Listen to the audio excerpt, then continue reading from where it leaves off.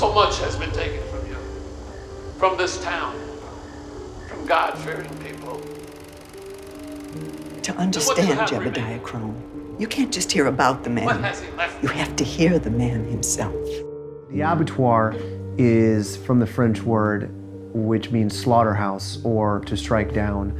And in the case of this film, the abattoir is a series of tragedies that the lead character, Jebediah Crone, has placed together. I know a few things about fire, Miss Talbot. The abattoir is a house that is constructed of rooms of the dead.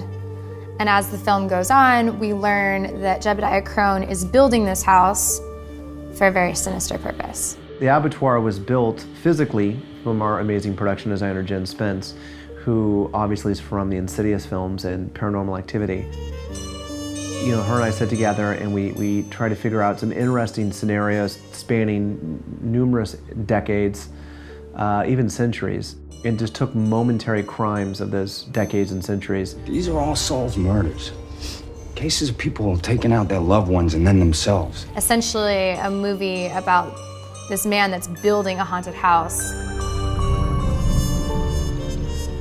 I think that Abattoir is very much an Alice in Wonderland story as well. It's a story of a girl going through, in this case, not the rabbit hole, but going into New English, which transports her into this fantastical environment.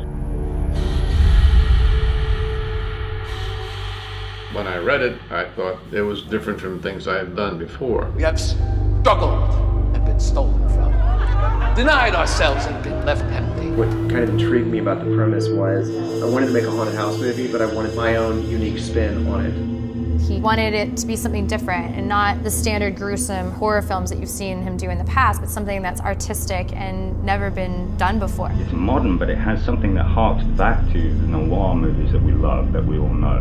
Right? Call. I'd be writing now if I didn't have a talkative cop giving me grief. What I'm most looking forward to is the discussions that's going to happen after it's over.